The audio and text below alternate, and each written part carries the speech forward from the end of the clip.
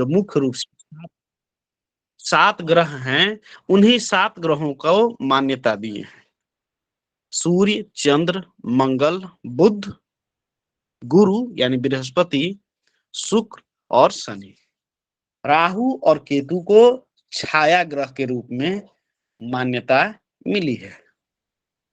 ठीक है, और इनका स्वयं का कुछ प्रभाव नहीं होता है। यह जहां पर रहते हैं, वह जिस भाव के साथ में रहते हैं, जिस ग्रह के साथ में रहते हैं, उसके प्रभाव या उसके प्रभाव में न्यूनता या अधिकता जो है ले आते हैं। स्वयं का प्रभाव नहीं रखते हैं। ठीक है, लेकिन छाया ग्रह हैं तो कुछ न कुछ रूप से यह जो है गुरुत्वाकर्षण हुआ या जो है दूसरे ग्रह के प्रभाव को रिफ्लेक्ट करना, ठीक है, तो ये सब की क्षमता इनको प्राप्त है।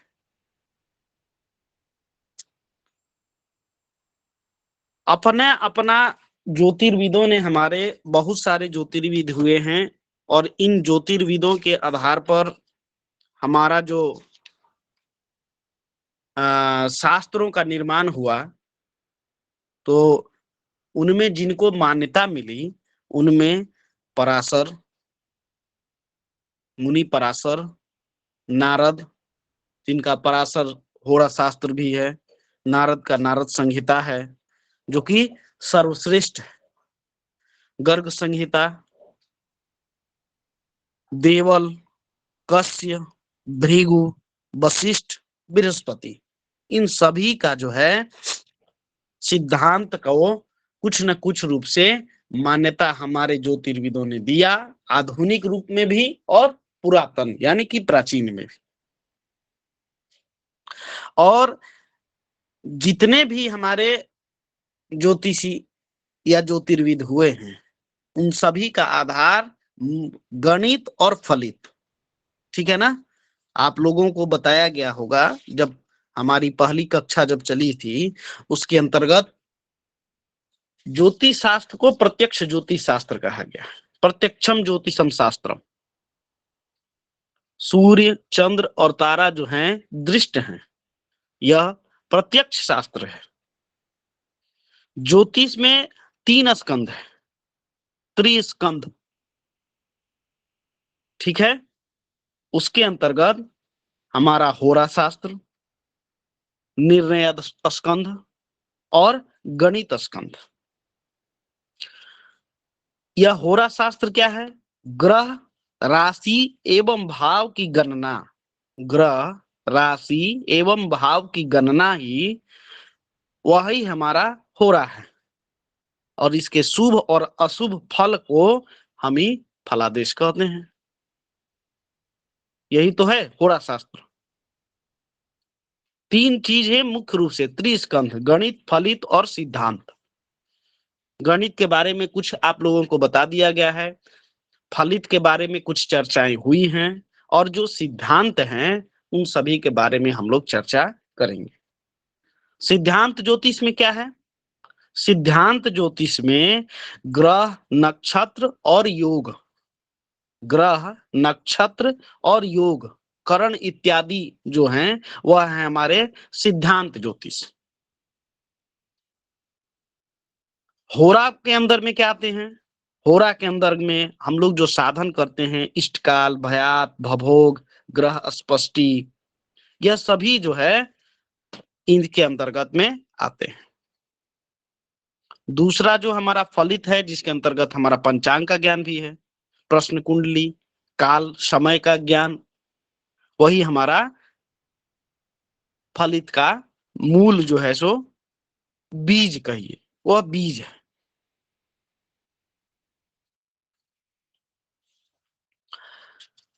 अब हम जानते हैं कि हमारे जो ग्रह हैं, जिनके बारे में हमने आप लोगों से चर्चा की कि सूर्य, चंद्र, मंगल, बुध, गुरु, शुक्र, शनि मुख्य रूप से, तो इनका प्रभाव क्या है, क्या क्या इनका रूप है, स्वरूप है, किस प्रकार से यह जातक पर प्रभाव डालते हैं। उससे पहले जो है हम लोग यह जान लें कि ज्योतिष शास्त्र के अंतर्गत जो चीजें हम आज के आधुनिक में पढ़ रहे हैं सिर्फ वही नहीं है, ज्योतिष के बहुत सारे सिद्धांत हुए। ज्योतिष शास्त्र ज्योतिष शास्त्र जो है उसके कई सिद्धांत हैं। उसमें मुख्य रूप से जो सिद्धांत है वह सोम सिद्धांत, ब्राह्मी सिद्धांत, सूर्य सिद्धांत, वशिष्ठ सिद्धांत, पॉलिश सिद्धांत, लोमस सिद्धांत, और जो आजकल हम लोग पढ़ते हैं मुख्य रूप से जिनका प्रभाव पराशर, मुनि पराशर का सिद्धांत, जिसको श्रेष्ठ सिद्धांत बोला गया। यह भी जो है श्रेष्ठ सिद्धांतों में इसकी गणना होती है। ब्रह्म और सूर्य सिद्धांत भी हैं, लेकिन सब कालांतर में लुप्त होते गए। कालांतर में हमारे जितने भी यह सिद्धांत हैं, सोम सिद्धांत, ब्रह्म सिद्धांत, सूर्य सिद्धांत, वशिष्ठ सिद्धांत, पॉलिश, लोमस, यह जो है धीरे धीरे समय के साथ में लुप्त होते चले गए। और जो अभी हम लोग पढ़ रहे हैं, जिसका प्रभाव, जिसकी फलित जो है 95-99% तक मिलती है, वह जो है हमारा पराशर सिद्धांत जो है सो माना गया। देखिए, ज्योतिष क्या है? ज्योतिष एक वृक्ष है, बहुत सारी शाखाएं हैं। ठीक है, ज्योतिष की बहुत सारी शाखाएं, और इन्हीं शाखाओं को एक एक किन्हीं ने माना, एक शाखा को पढ़ के पकड़े हुए चले गए, उसको धारण किए हुए चले गए, और उसको जो है कालांतर में उपयोग लाए, धीरे धीरे लुप्त हो गए। उससे कुछ अन्य शाखाएं निकली, उनका जो है सो फिर विस्तारीकरण हुआ। तो धीरे धीरे कालांतर के साथ में सिद्धांत वही हैं जो पूर्व में थे, लेकिन उसका वर्गीकरण, उसको शॉर्ट कहिए, उसको मॉडिफाई कहिए, होते होते वह जो है एक समय के साथ में चलते गए, और जिसको समय ने अपनाया उसी को हम मान्यता देते हैं। तो वर्तमान में हम जो है सभी सिद्धांतों को फॉलो करते हैं, कुछ न किसी रूप में वह जुड़े हुए हैं, क्योंकि ज्योतिष शास्त्र वृक्ष है। वृक्ष की जड़ें जो है, शाखाएं चाहे कोई भी हो, लेकिन जड़ जो है हमारा एक है, और वह है ज्योतिष शास्त्र। तो उन्हीं से निकली हुई हैं, तो अपना फल जो है बराबर रूप से, अब किसी डाल पर अधिक जो है सो फल लगे हुए हैं, किसी डाल पर नहीं लगे हैं, वह उसके पोषण के आधार पर है कि किसने कितना ग्रहण किया।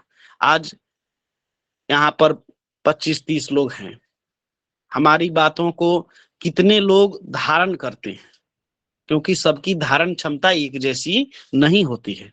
तो जो अधिक इसको धारण करेंगे वह अधिक फलेंगे, उसको पकड़ेंगे, उनकी महत्ता जो है सो उतनी बढ़ेगी, और जो उससे कम करेंगे उनकी महत्ता और जो है सो। लेकिन जड़ जो है, ऐसा तो नहीं है कि जड़ जो है एक डाल को कुछ जो है पोषण देता है, दूसरे डाल को पोषण अधिक देता है, ऐसा तो नहीं है। समय के साथ में जिसकी जैसी धारण क्षमता होती है उसी के अनुसार वह फलित होते हैं। तो हम अब चर्चा करते हैं अपने त्रिस्कंधीय ज्योतिष के अंतर्गत हमारे सूर्य ग्रह, सूर्य ग्रह के।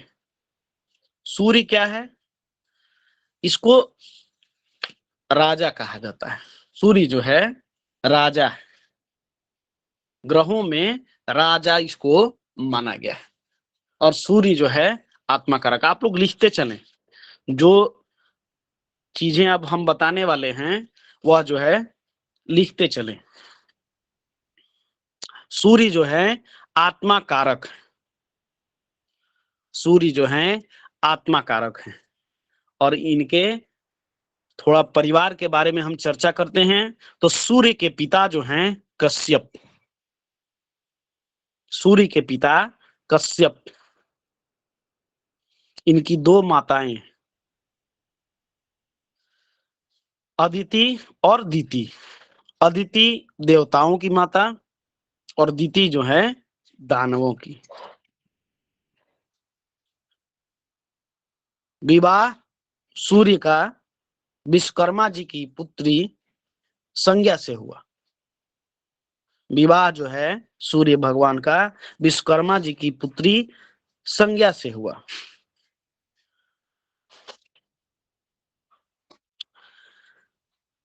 संतान जो है वैवस्वत मनु जो संज्ञा से हुए। वैवस्वत मनु, यमराज, यमी, अश्विनी कुमार, दोनों अश्विनी कुमार। और दूसरी पत्नी जो है छाया, उनसे रेवन, उनसे जो संतानें हुई वह रेवन, शनि, धृति,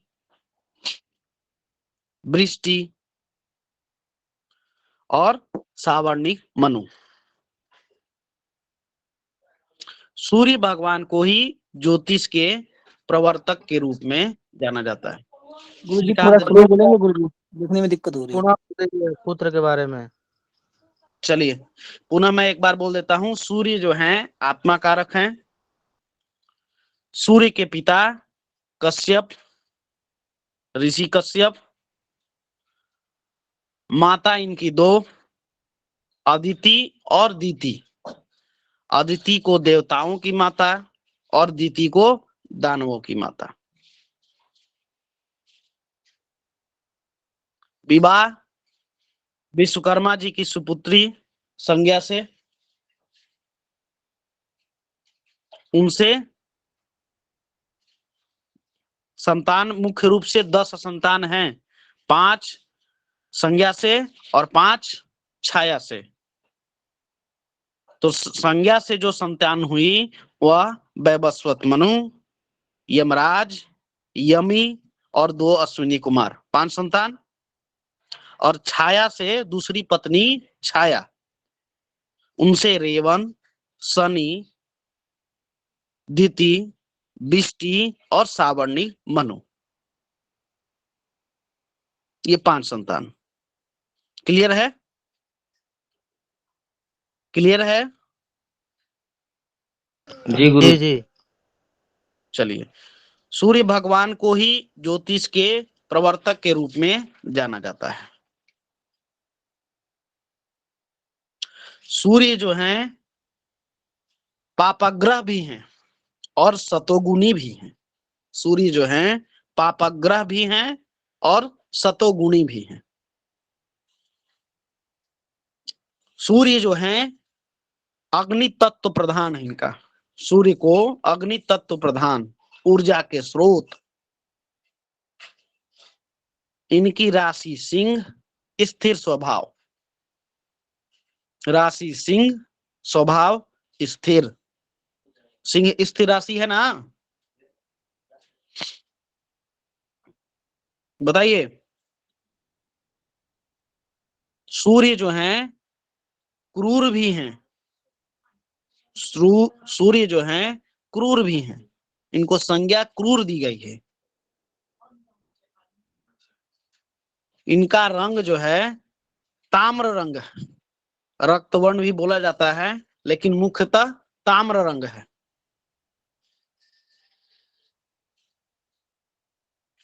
वर्ण यानी कि जाति क्षत्रिय।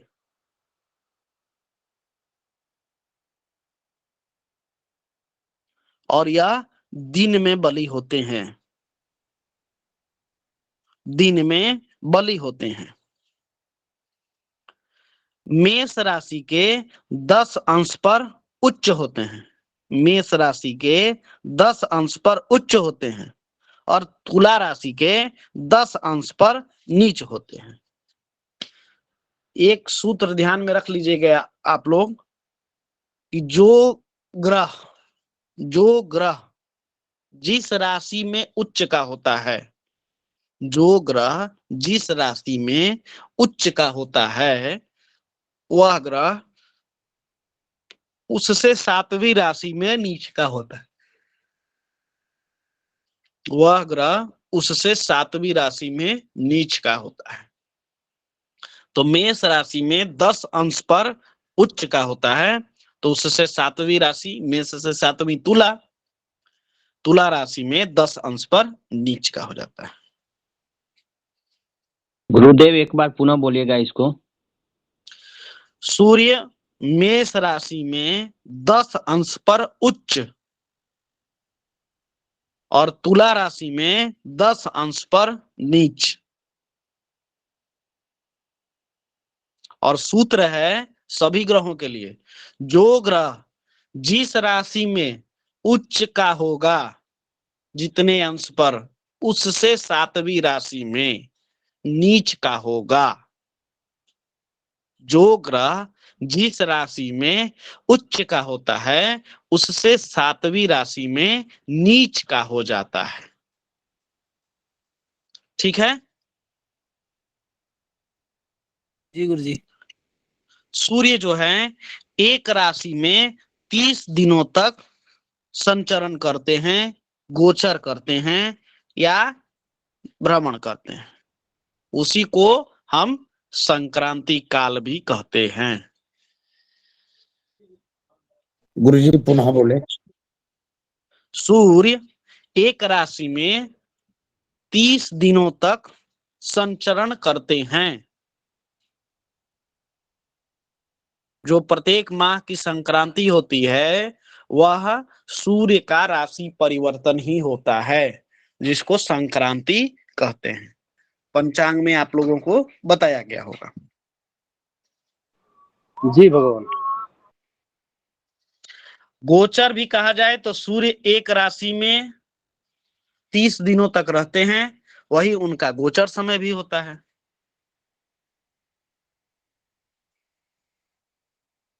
सूर्य को प्रथम, 9वें और 10वें भाव का कारक माना गया है। सूर्य को प्रथम, 9वें और 10वें भाव का कारक माना गया है।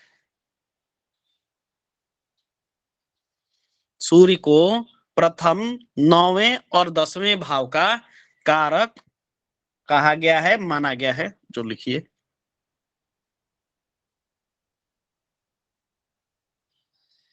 सूर्य का प्रिय रत्न जो है माणिक्य। सूर्य का प्रिय रत्न माणिक्य। उपरत्न में रूबी, उपरत्न में रूबी। मकर से लेके मिथुन राशि तक, सूर्य मकर राशि से लेके मिथुन राशि तक चेष्टा बली होते हैं।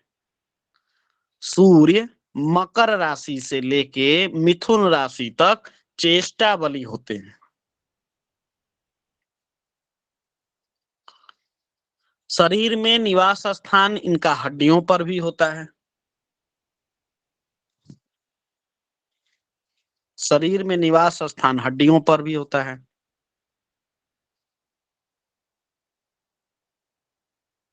सूर्य से हम लोग देवालय, पिता का कारक, सूर्य जो है देवालय के कारक हैं, पिता कारक हैं, लक्ष्मी कारक हैं, आत्मा कारक हैं, आरोग्य कारक हैं।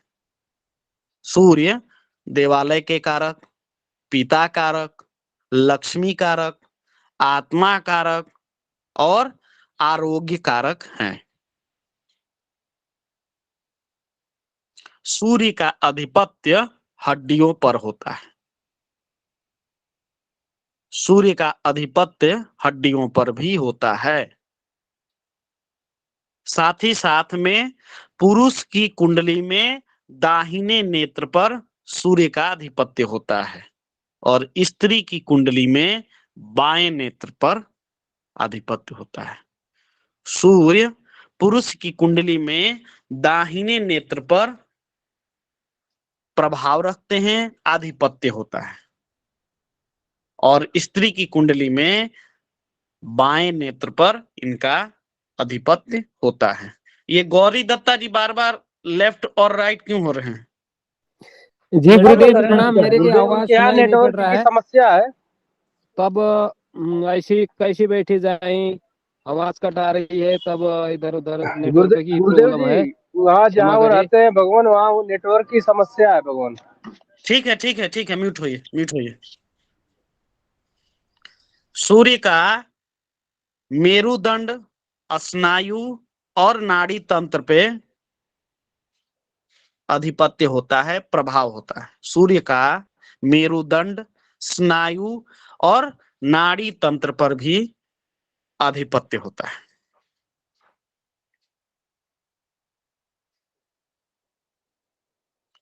जातक के सिर का विचार करना हो, सिर में दर्द का विचार करना हो, तो हमें सूर्य का विचार करना चाहिए।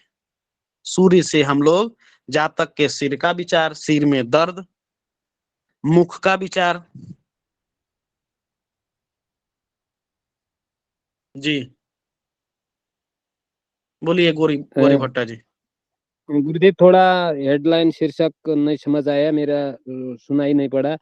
अभी सुनाई पड़ रहा है, कहाँ से शुरू अथवा शीर्षक लाइन प्रसंग बता दीजिएगा, कौन सा प्रसंग में है। सूर्य का तो ग्रह ग्रह परिचर्चा कर रहे हैं सूर्य का, बाकी जी, रिकॉर्डिंग जी, हो रही है, आप रिकॉर्डिंग में सुन लीजिएगा, ठीक है? जी गुरुदेव। चलिए, सिर का विचार हम लोग सूर्य से करते हैं। जातक की कुंडली में जातक के मुख का विचार भी हम लोग सूर्य से करते हैं।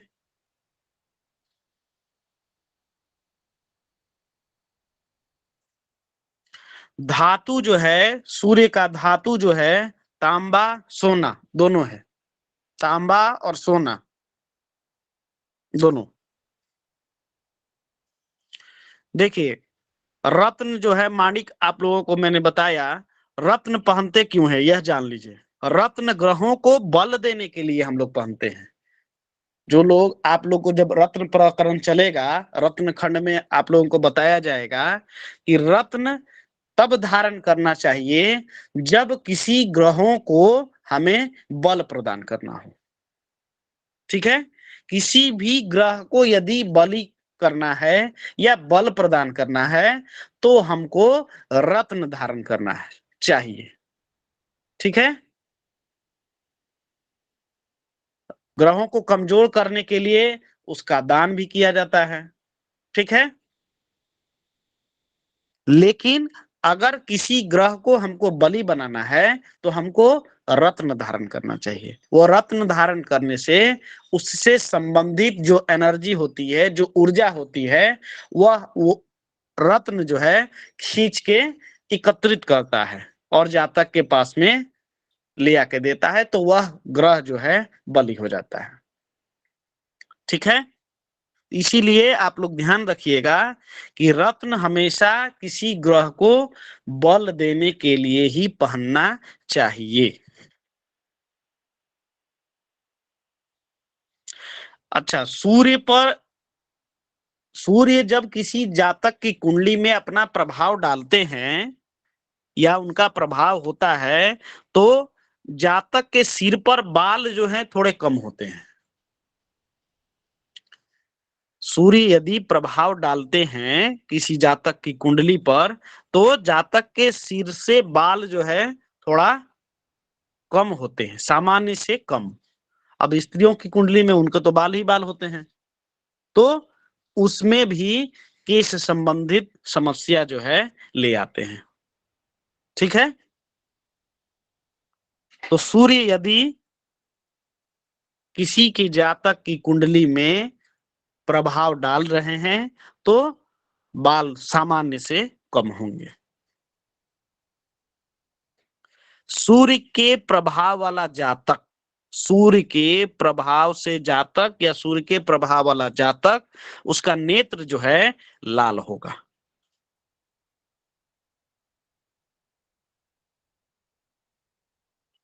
भुजाएं लंबी होती हैं। अब जब सूर्य का किसी जातक पे प्रभाव होता है तो क्या क्या चीजें होती हैं वह जान लीजिए। तो जातक के नेत्र लाल होते हैं, सिर पर बाल कम होंगे, भुजाएं लंबी मोटी होती हैं, भुजाएं लंबी मोटी, चौकोर देह,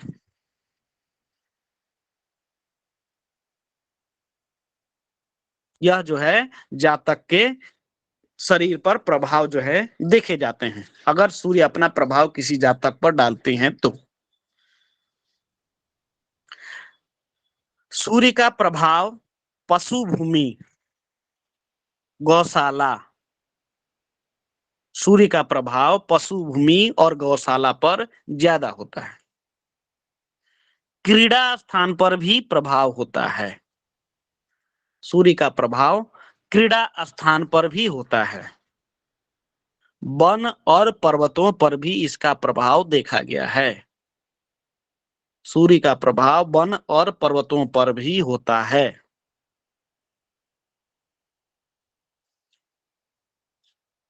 सूर्य की जो आकृति है मनुष्य के समान है।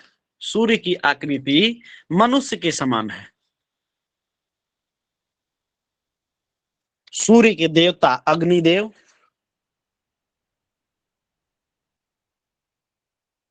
सूर्य के देवता अग्निदेव। अच्छा, रत्न आपको हमने बताया था, रत्न कब धारण करना चाहिए? तो सूर्य का जो माणिक रत्न है वह सूर्योदय के समय ही धारण करना चाहिए। सूर्य का रत्न सूर्योदय के समय धारण करना चाहिए। सूर्योदय के समय सूर्य बलि भी होते हैं। साथ ही साथ सूर्य से संबंधित पूजा, जाप, दान इत्यादि सूर्य की होरा में ही करनी चाहिए। सूर्य से संबंधित पूजा, जाप, दान सूर्य की होरा में ही करनी चाहिए। सूर्य जो है शुष्क ग्रह है। जहां आग जलेगा वहां का वातावरण तो सूखा ही रहेगा ना। बोलिए। तो इनके देवता हैं अग्नि और यह शुष्क ग्रह हैं। सूर्य जो हैं सिंह राशि के स्वामी भी कहे गए हैं। सूर्य की उच्च राशि है मेष।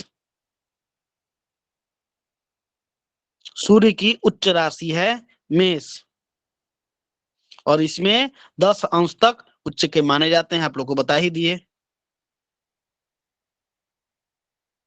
इसके पश्चात 10 अंश के पश्चात इनका उच्चत्व जो है धीरे धीरे न्यून हो जाता है, कम जाता है।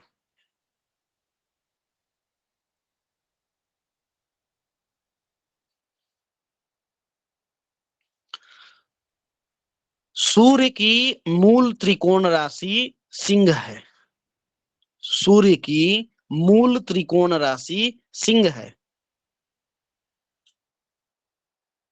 और सिंह राशि में 0 से लेके 20 डिग्री तक यानी कि 20 अंश तक मूल त्रिकोण में माने जाते हैं। सूर्य की मूल त्रिकोण राशि सिंह है और सिंह राशि में 0 से लेके 20 डिग्री तक मूल त्रिकोण में माने जाते हैं। 20 से लेके 30 डिग्री यानी कि 20 से लेके 30 अंश तक स्वगृही माने जाते हैं।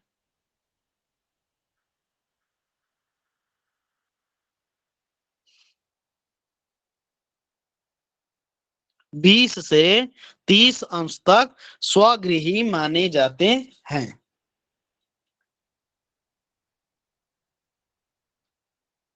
सूर्य जो है स्थिर कारक है।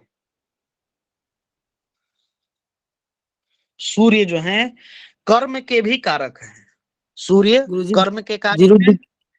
गुरुजी 0 डिग्री से 20 डिग्री तक क्या बोला था गुरुजी? थोड़ा एक बार और बता देंगे? मूल त्रिकोण में सूर्य की मूल त्रिकोण राशि सिंह है और सिंह राशि में 0 से लेके 20 डिग्री तक मूल त्रिकोण में माने जाते हैं। सूर्य की मूल त्रिकोण राशि सिंह है और सिंह राशि में 0 डिग्री से लेके 20 डिग्री यानी कि 0 अंश से लेके 20 अंश तक मूल त्रिकोण में माने जाते हैं और 20 से लेके 30 डिग्री तक यानी कि 20 से लेके 30 अंश तक स्वगृही माने जाते हैं। 20 से लेके 30 अंश तक स्वगृही माने जाते हैं। पहले भाव के यानी कि लग्न के कारक हैं, स्थिर कारक हैं। कर्म के कारक 10वां भाव, सूर्य जो है कर्म के कारक 10वां भाव और भाग्य के कारक 9वां भाव। भाग्य के कारक 9वां भाव।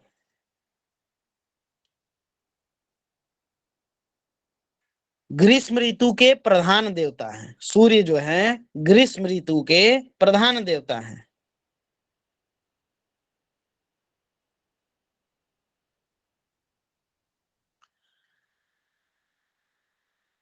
सूर्य की महादशा 6 वर्ष की होती है। सूर्य की महादशा 6 वर्ष की होती है। कृत्तिका, उत्तरा फाल्गुनी और उत्तराषाढ़ा नक्षत्र के स्वामी हैं।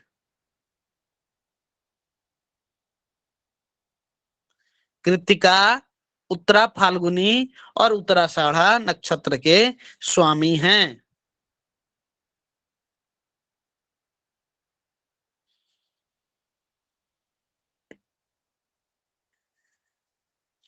लग्न से 10वें स्थान में दिग्बल प्राप्त होता है।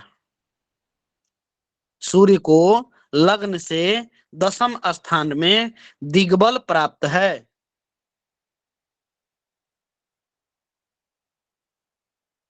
और मकर से 6 राशि में चेष्टा बल प्राप्त है। लिखवा ही दिए आपको।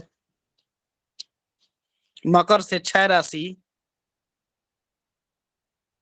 कौन कौन सी होगी? मकर, कुंभ, मीन, मेष, वृष और मिथुन, है ना? तो मकर से लेकर मिथुन तक चेष्टा बल प्राप्त है। सूर्य जो है उत्तरायण में बली होते हैं।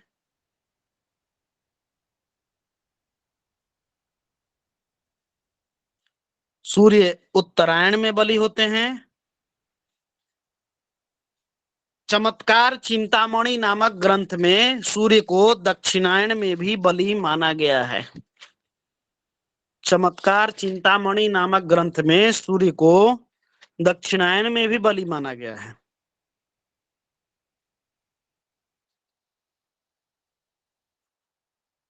सूर्य, अब सूर्य बली कब कब होते हैं?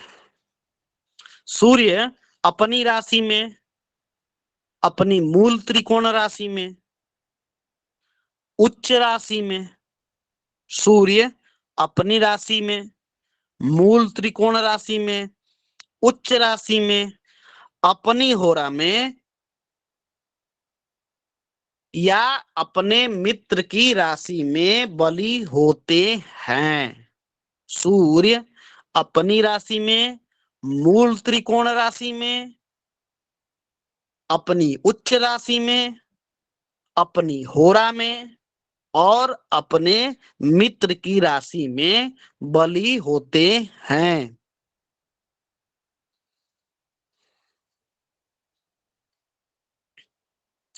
अब मित्र की बात आ गई तो सूर्य के मित्र कौन कौन हैं ये भी जानना है ना। तो सूर्य के मित्र हैं मंगल, गुरु, चंद्र। सूर्य के मित्र हैं मंगल, गुरु और चंद्र। बुध ना तो शत्रु हैं और ना ही मित्र हैं। बुध ना तो शत्रु हैं और ना ही मित्र हैं। शत्रु कौन है? राहु, केतु, शुक्र और शनि। राहु, केतु, शुक्र और शनि शत्रु हैं।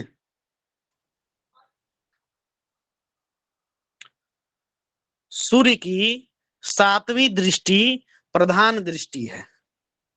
सूर्य की 7वीं दृष्टि प्रधान दृष्टि है। मुख्य दृष्टि 7वीं दृष्टि। अच्छा, सूर्य से संबंधित अगर कोई विकार हो जाए या सूर्य से संबंधित कोई परेशानी हो रही है तो मदार की जड़ी धारण करना चाहिए।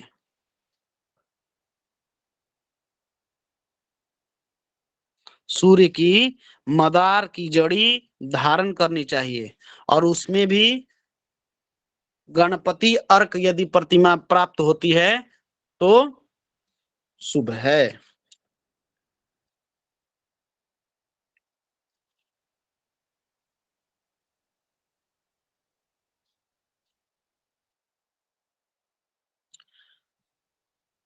अगर जातक का दिन में जन्म होता है, अगर जातक का दिन में जन्म होता है तो सूर्य पितृकारक माने गए।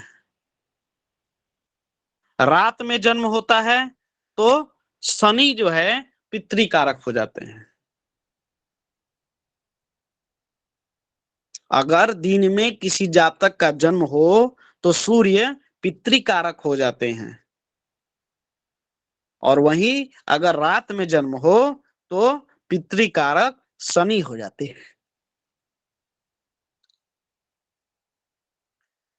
6, 8 और 12, 6, 8 और 12 यह तिर्यक भाव हैं।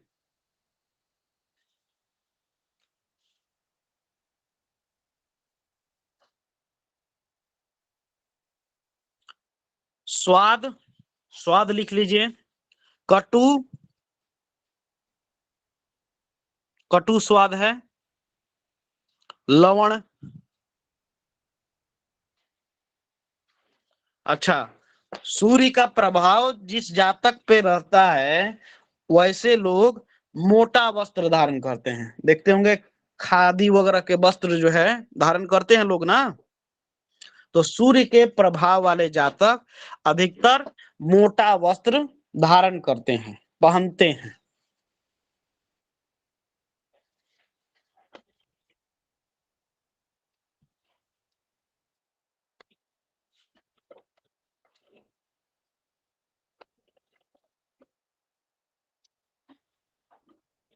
सूर्य से हम लोग अयन का विचार करते हैं। सूर्य से हम लोग अयन का विचार करते हैं।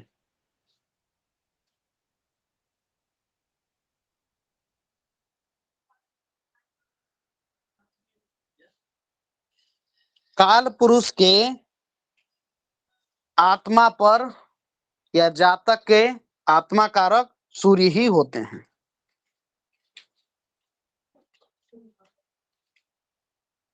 ये पापक ग्रह भी हैं और क्रूर भी हैं। ये पापक ग्रह भी हैं और क्रूर भी हैं।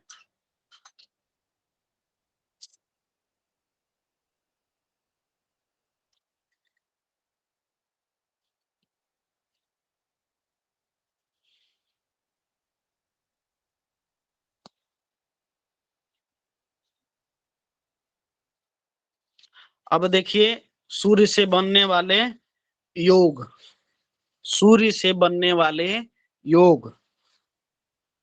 सूर्य जिस भाव में स्थित होते हैं, ठीक है, सूर्य जिस भाव में स्थित होते हैं उससे द्वितीय भाव में कोई शुभग्रह हो, सूर्य जिस भाव में स्थित होते हैं उससे द्वितीय भाव में अगर कोई शुभग्रह हो तो यह शुभवेशी योग माना जाता है। सूर्य जिस भाव में स्थित हो, बात समझ रहे हैं ना? बोलिए, प्रतिक्रिया दीजिए आप लोग। जी गुरुजी जी। जी समझ आ रहा है भगवान। गुरुदेव थोड़ा सूर्य इसको पुनः समझाने का कृपा करें। सूर्य जिस भाव में स्थित होता है, सूर्य जिस भाव में स्थित होता है, यदि प्रथम भाव में लग्न में यदि स्थित है सूर्य, तो उससे द्वितीय, ठीक है, उससे द्वितीय यानी कि दूसरा भाव, ठीक है। वहां पर अगर कोई शुभग्रह हो, मुख्यतः देखिए शुभग्रह कौन कौन है, शुक्र गुरु, शुक्र गुरु, ये दोनों शुभग्रह की श्रेणी में आते हैं। बलि चंद्रमा, बलि चंद्रमा, यह भी शुभग्रह की श्रेणी में आता है, बुध ठीक है। नहीं आता है गुरुवर, अगर बुध हो। बुध, बुध बुध जो है वह जो है उनको साहचर्य का फल प्राप्त है, ठीक है। बुध को सहचर्य का फल प्राप्त है, और बाकी क्रूर ग्रह पापक ग्रह की श्रेणी में आते हैं। तो सूर्य जिस भाव में स्थित हो, वहां से द्वितीय भाव में अगर कोई शुभ ग्रह हो तो यह शुभवेशी योग बनाता है, निर्माण करता है। अवधेश जी माइक म्यूट कर लीजिए। गुरुदेव बाकी पापी ग्रह किस में आते हैं जी? भगवान मैंने बताया उसको ध्यान से सुनिए। शुक्र और गुरु, शुक्र और बृहस्पति गुरु, यह जो है शुभग्रह की श्रेणी में आते हैं। ये दो ग्रह शुभग्रह सर्वदा शुभग्रह होते हैं। बलि चंद्रमा आगे बताया जाएगा, जब चंद्र का प्रकरण चलेगा तो बताया जाएगा आपको। बलि चंद्रमा जो है वह भी शुभग्रह की श्रेणी में आता है, ठीक है। अगर क्षीण चंद्रमा हो तो शुभग्रह को उसको प्राप्त नहीं है फल। बुध जो है सहचर्य का फल निभाता है, अगर शुभग्रह के साथ बढ़ जाए तो उसको शुभग्रह की संज्ञा दी जाएगी, अगर पापग्रह के साथ बढ़ जाए तो पापग्रह की श्रेणी। सहचर्य जैसा है उसके साथ का फल जो है सो देगा। बाकी मंगल, शनि, राहु, केतु, ये सब जो हैं आपके अशुभ या पापग्रह की श्रेणी में आते हैं। क्लियर है? क्लियर है? जी गुरुजी। जी भगवान। सूर्य भी पापक ग्रह है, मैं नाम नहीं लिया इसका मतलब यह नहीं कि सूर्य जो है पापक ग्रह की श्रेणी, लेकिन उसका गुण जो है सात्विक गुण है, सतोगुणी है, क्रूर ग्रह एक मिनट भगवान, एक मिनट, एक मिनट भगवान, थोड़ा शांत। अवधेश जी अपना माइक बार बार ओपन न करे भगवान, आपसे निवेदन है। 2 बार गुरुदेव बोल चुके, एक बार मैं भी बोल रहा हूँ, आप बार बार माइक अपना ऑन न करें। ठीक है भगवान, चले आगे। ग्रुप में डाल दीजिएगा अवधेश जी, ठीक है, क्योंकि बार बार जो है सो पीछे से म्यूजिक बज रहा है तो वो म्यूजिक जो है सो डिस्टर्ब कर रहा है, ठीक है। अपना प्रश्न डाल दीजिएगा, ग्रुप में लिख के डाल दीजिए, मैं देख लूंगा। चलिए, तो हम बात कर रहे थे योग, सूर्य से निर्मित होने वाले योग। तो सूर्य जिस भाव में स्थित हो उससे द्वितीय भाव में अगर कोई शुभ ग्रह बैठ जाए तो यह शुभवेशी योग बनाता है, ठीक है। सूर्य से द्वादश भाव में, सूर्य से द्वादश यानी कि लग्न में बैठ जाए तो 12वें भाव में। अब यह जरूरी नहीं है कि बार बार सूर्य लग्न में ही बैठेगा, सूर्य जहां पर बैठ जाए वहां से द्वितीय भाव में अगर कोई शुभ ग्रह हो तो यह जो है शुभवेशी योग बनाएगा।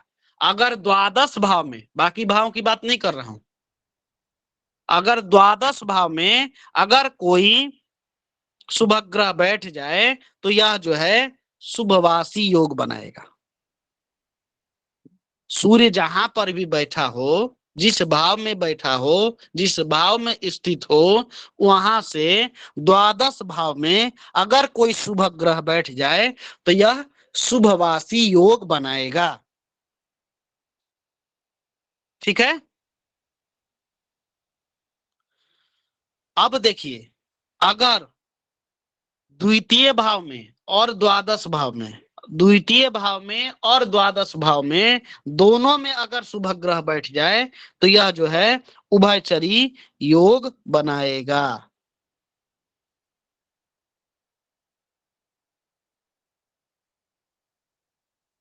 ठीक है। द्वितीय भाव में भी शुभ ग्रह और द्वादश भाव में भी शुभ ग्रह यदि बैठ जाए तो यह जो है उभयचरी योग का निर्माण करेगा।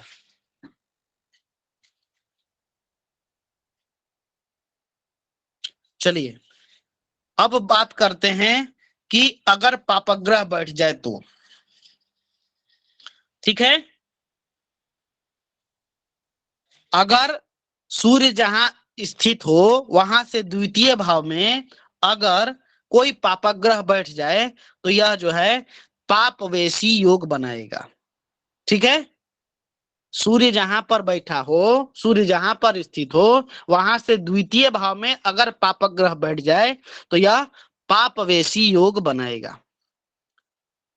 फिर दूसरा, सूर्य जहां पर स्थित हो वहां से द्वादश भाव में अगर कोई ग्रह बैठ जाए तो यह पापवासी योग बनाएगा, ठीक है।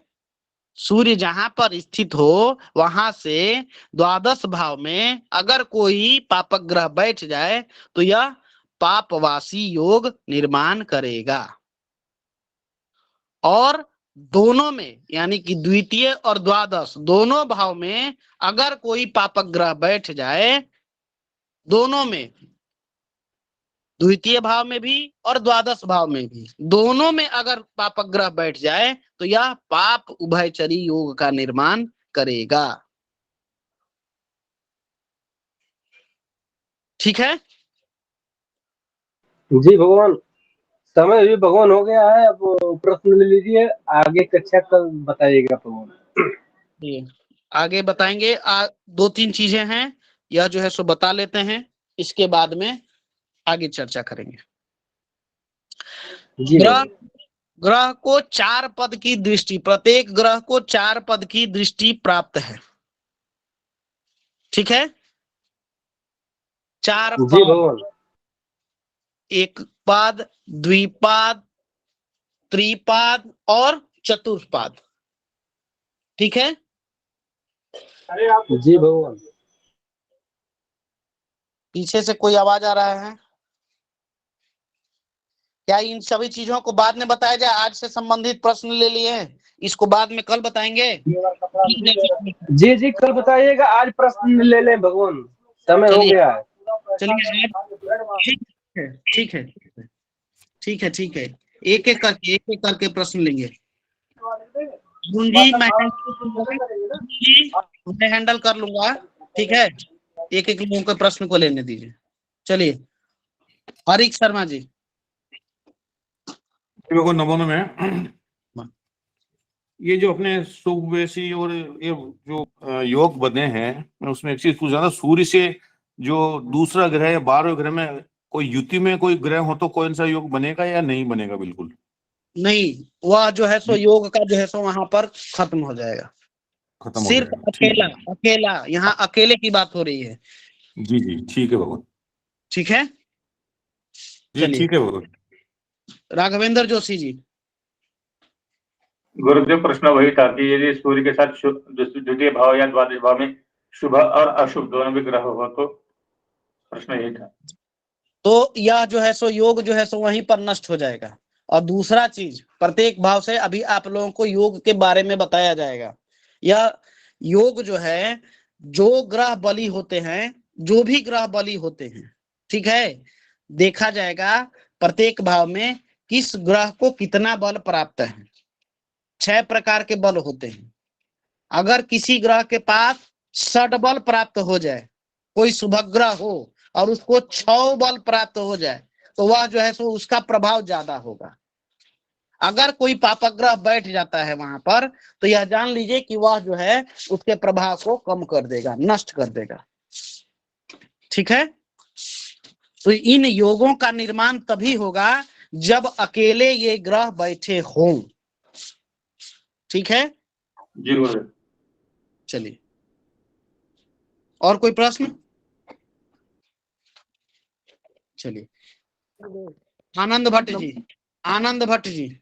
जी गुरु जी, ये जो अपने सूर्य के द्वितीय भाव में पाप ग्रह बैठा हो तो कौन सा युग बोला था गुरु जी? पापवेशी। जी गुरु जी। पापवेशी। सुधीर कुमार जी।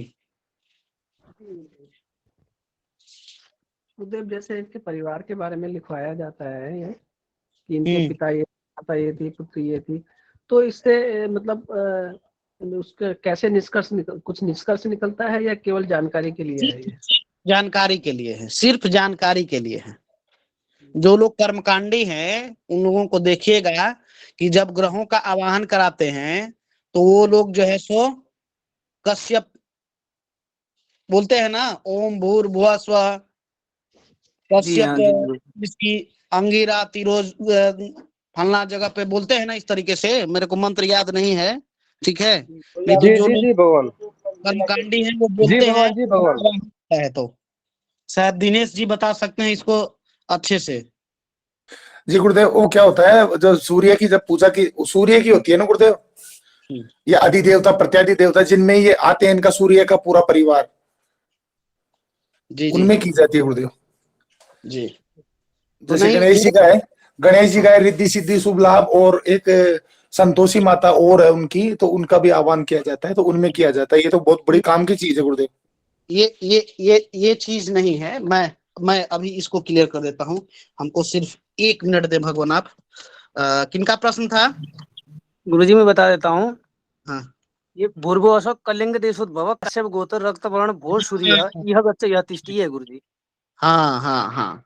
तो ये चीजें जब होती हैं, जब ग्रहों की शांति होती है, तो ग्रहों को जब पुकारा जाता है, ठीक ना, ओम भूर्भुवः स्वः कलिंग देशोद्भव काश्यप गोत्र रक्त वर्ण भो सूर्य या गच्छ या तिष्ठ ओम सूर्याय नमः सूर्याय पूजयामि नमस्करोमि, जो भी है, ठीक ना। तो बस जानकारी के लिए है आपके, ठीक है ना? जी ठीक है जी। चलिए, सुधीर जी का प्रश्न हो गया।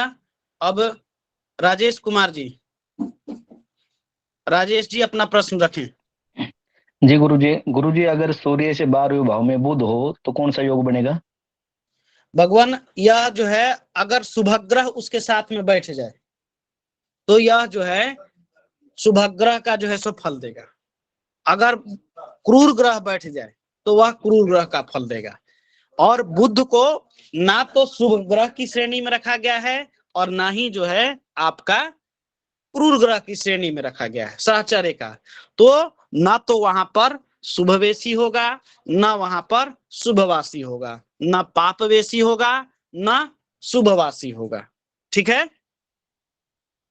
ठीक है गुरुजी। चलिए, गौरी दत्त जी, गौरी भट्ट जी। जी गुरुवर नमो नमः। मेरा प्रश्न है, ये जब सूर्य जातक की कुंडली में प्रभाव डालते हैं तो उनका केस संबंधित देखने को मिलता है। ये सूर्य सकारात्मक प्रभाव के रूप में और देते हैं अथवा नकारात्मक रूप में प्रभाव देते हैं। उनकी स्थिति अच्छे के रूप में ग्रह में स्थित होती है या थोड़ा कमजोर नकारात्मक के रूप में होती है? भगवान देखिए, प्रभाव डालने का मतलब है कि हम यहाँ पर ग्रह का परिचय कर रहे हैं, ना कि उसका फल जो है सो कह रहे हैं, पहला चीज। दूसरा चीज, प्रभाव डालने पर ये चीजें होती हैं। आप देखिए, अगर किसी जातक की कुंडली में सूर्य का प्रभाव अधिक हो, सूर्य बली हो, तो उस जातक के केस थोड़े सामान्य से कम होने चाहिए। अब यह निगेटिव है या पॉजिटिव है, आप इसको जो है सुधारण करिए। वह जो है मोटे वस्त्रों को पहनेगा, उसका शरीर जो है चौकोर होना चाहिए, वह जो है उसके आंख जो है सो लाल होंगे, उसकी भुजाएं लंबी होनी चाहिए। तो ये चीजें है कि नहीं? ऐसा होने पर प्रभाव इस प्रकार से देखा जाता है। अब उसकी भुजाएं बड़ी हो जाएं तो यह क्या पॉजिटिव चीज है या नेगेटिव चीज है? इसका तो आप स्वविवेक से निर्णय कर सकते हैं ना। जी गुरुवर धन्यवाद। चलिए, ऋषि जी अपना प्रश्न करें। ऋषि जी जिनका गुरु प्रश्न आ जाए वो जी हैंड डाउन। जी जी गुरु जी, ये जो सूर्य भगवान में पाप ग्रह बैठे दो और 12वें भाव में, तो कौन सा योग बन रहा है? भगवान पापग्रह बैठ जाए तो सूर्य दोनों के साथ है ना। जी जी, दोनों दोनों पाप ग्रह बैठ रहे हैं, तो कौन सा उभय पापचारी के उभय पाप उभयचारी?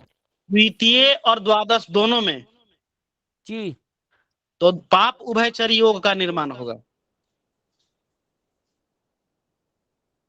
द्वितीय और द्वादश दोनों में पापग्रह बैठ जाएं तो पाप उभयचरी योग का निर्माण होगा। चलिए आनंद भट्ट जी।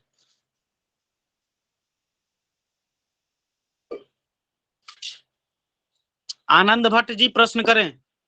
जी गुरु जी, जैसे एक भाव में सूर्य बैठा हो, उसके अगले भाव में सूर्य, वो क्या बोलते, गुरु शुक्र और चंद्रमा बैठा हो, तो गुरु जी वो भी यही योग बनेगा गुरु जी, जो आपने शुभ योग चंद्रमा, बताया? हाँ, चंद्रमा यदि बली है तो भी यह शुभग्रह की श्रेणी में ही आएगा और यह जो है आपका शुभवेशी योग का निर्माण करेगा। जी गुरु जी, धन्यवाद गुरु जी। चलिए दिनेश जोशी जी। गुरुदेव मेरा प्रश्न था कि जो सातवीं दृष्टि है ना गुरुदेव, वो सातवीं दृष्टि अच्छी होती है या गलत होती है? उसमें सातवीं क्या चीज दृष्टि देखी जाए? किसी भी ग्रह की सातवीं दृष्टि पूर्ण दृष्टि होती है। वहां पर वह चतुष्पाद दृष्टि यानी कि अपने पूरे बल से देखता है। ठीक है। अच्छा, हाँ, अब देखने पर वह प्रभाव वहां पर अधिक बढ़ जाता है। अगर सूर्य आपकी कुंडली में स्थित है, अच्छी जगह पर बैठा हुआ है, मूल त्रिकोण में है, तो वहां से सातवीं दृष्टि पूर्ण दृष्टि होगी, तो जहां पर वह दृष्टि डालेगा उस स्थान को भी बल प्रदान करेगा। ठीक है। जी जी अब ये जी जी। देखना है कि वहां पर कोई अशुभ ग्रह तो न बैठा है, क्योंकि उसकी भी तो सातवीं दृष्टि सूर्य पर पड़ेगी और वह शुभ ग्रह है कि वह जो है पापग्रह है। अच्छा, अगर शुभ ग्रह है तो पाप आपका जो है सो बल में वृद्धि हो जाएगी, सूर्य को बल मिल जाएगा। अगर उसका मित्र बैठा हुआ है वहां पे तो उसका भी बल बढ़ जाएगा। लेकिन अगर अच्छा, पाप ग्रह बैठ जाए या शत्रु ग्रह बैठ जाए तो वहां पर उसके फल में न्यूनता आएगी उस जी जी स्थान। क्योंकि आप लोग हमेशा इस चीज को ध्यान में रख लीजिए, ग्रह जहां पर स्थित होता है वहां से ज्यादा प्रभाव जहां दृष्टि डालता है वहां पर अधिक होता है। ठीक है। अच्छा, जी जी गुरुदेव। तो आपका मान के चलिए कि भाई की कुंडली पर भाई के भाव में, सहोदर के भाव में दृष्टि डाल रहा है, तो जान लीजिए कि सहोदरों की उन्नति करेगा। अगर अच्छी जो है सो बाकी सभी चीजें अच्छी हैं, शुभ हैं, तो वह सहोदरों के उत्थान में, सहोदरों की वृद्धि करेगा। ठीक ना। जी गुरुदेव। चलिए सुधीर जी आपका प्रश्न भी पूर्ण नहीं हुआ, बोलिए सुधीर जी। जी गुरुदेव। हाँ हाँ और हो कोई गया हो प्रश्न है आपका? गया। नहीं नहीं, और कोई प्रश्न नहीं है। चलिए माइक बंद कर लीजिए। अवधेश त्रिपाठी जी अपना प्रश्न करिए। गुरुदेव, जैसे आप बोल रहे हैं कि सूर्य की सप्तम दृष्टि होती है, क्या गुरुदेव शनि की भी सप्तम दृष्टि पूर्ण दृष्टि है? सभी की दृष्टि, सभी ग्रहों की दृष्टि सातवीं दृष्टि संपूर्ण दृष्टि है। सभी ग्रहों की, गुरुदेव प्रत्येक 3 10 ग्रह क्या की है? सातवीं दृष्टि संपूर्ण दृष्टि होती है। इसको नोट कर लीजिए। अब बोलिए। गुरुदेव तीसरी और 10वीं कौन सी दृष्टि है? एक पाद। भगवान अब दृष्टि के बारे में कल हमने चर्चा करनी है ना, हमने कहा ना जी कि जी, कल दृष्टि पर चर्चा करेंगे। ठीक गुरुदेव, ठीक। चलिए राघवेंद्र जोशी जी प्रश्न करें भगवान। जी गुरुदेव, आपने कहा था कि सूर्य की आकृति पुरुष के जैसी है, तो इस बारे में थोड़ा बताइए। जी आपने कहा कि सूर्य की आकृति पुरुष के समान है, मनुष्य के समान, तो उस बारे में थोड़ा बताइए। मनुष्य का जैसा भाव है भगवान, जैसे आकृति है वैसे ही सूर्य की भी मान लीजिए, उसके भी बाल हैं, उसके भी नेत्र हैं, और जैसा प्रभाव होना चाहिए वैसा प्रभाव जो है सो राजाओं की तरह सूर्य जो है सो, मैंने बोला ना कि ग्रहों के राजा हैं, तो राजा का जी एक स्वरूप जैसा होता है वैसा स्वरूप आप धारण कर लीजिए। ठीक गुरुदेव। चलिए श्रीकांत दुबे जी प्रश्न करें। गुरुदेव स्वाद, कटु और लवण का मतलब क्या होता है?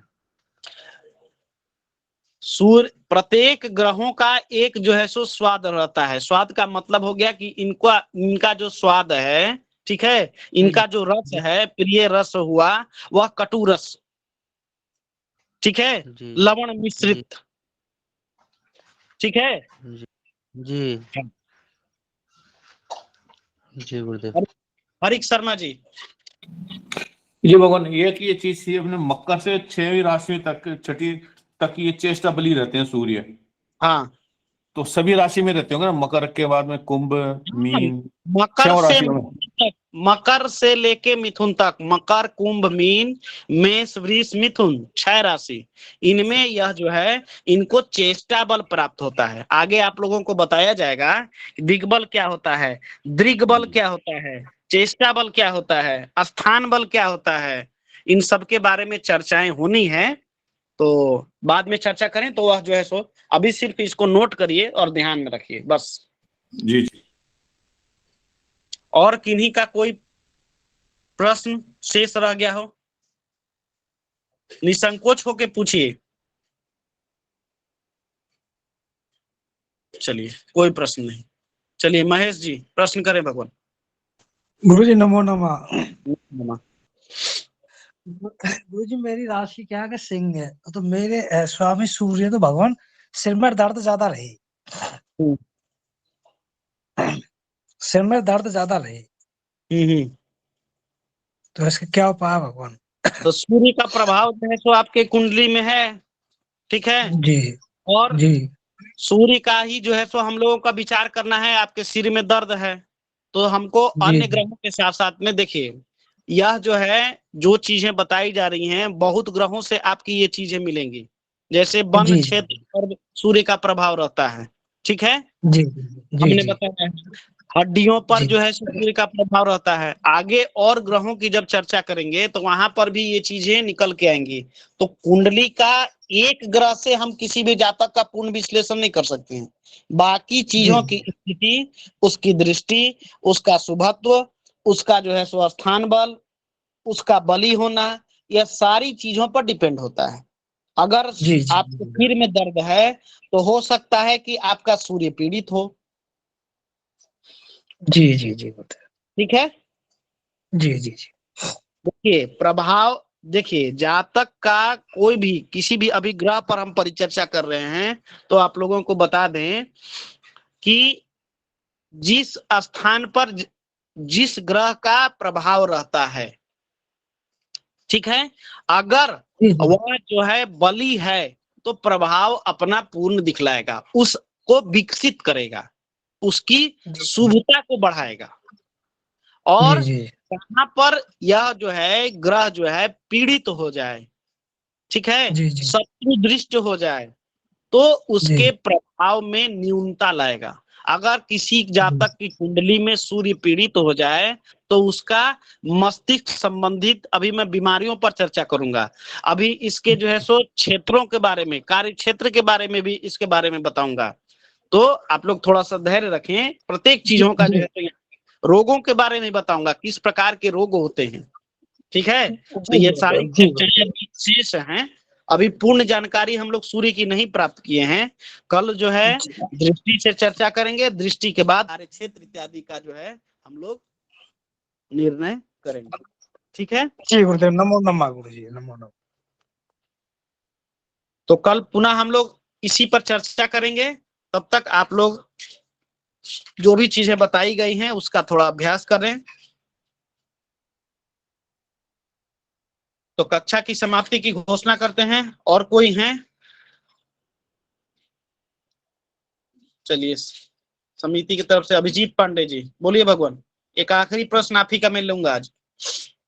भगवान निवेदन है एक कि जो लिंक है ना इसको समय से प्रेषित किया जाए, और लिंक हम प्रेषित नहीं करते हैं, संचालन समिति के जो भी सदस्य हैं उसको प्रेषित करते हैं। तो मैं आज थोड़ा सा पिछले 2-3 दिनों से देख रहा हूं कि इसमें थोड़ी सी जो है सो ढिलाई जो है सो बरती गई है। तो मैं समिति से बात करके इस पर कार्य करवाऊंगा, इसका आश्वासन दे सकता हूं मैं, ठीक है। और भगवान रिकॉर्डिंग में अगर डल जाए सुबह में तो अच्छा रहता है, क्योंकि जो छूटा हुआ है उसको हम लोग थोड़ा सा मेंटेन कर लेंगे। ठीक है भगवान, ठीक है। ठीक है, प्रणाम भगवान, सबको शुभ नमो रात्रि। नमः।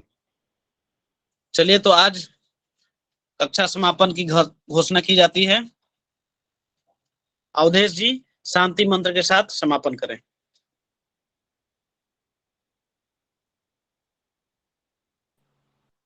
चलिए दिनेश जोशी जी हैं। गुरुदेव अभी गुरुदेव मैं ठीक। रास्ते में चल रहा हूँ। ओम द्यौः शान्तिरन्तरिक्षको शान्तिः पृथिवी शान्तिरापः शान्तिरोषधयः शान्तिः वनस्पतयः शान्तिर्विश्वे देवाः शान्तिर्ब्रह्म शान्तिः सर्वको शान्तिः शान्तिरेव शान्तिः क्षमा शान्तिरेधिः।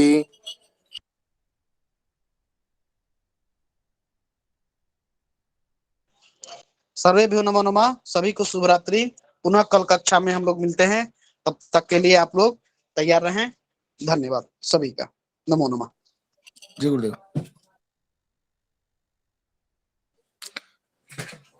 सभी हटिए, जब तक सारे नहीं हटेंगे तब तक रिकॉर्डिंग बंद नहीं होगी।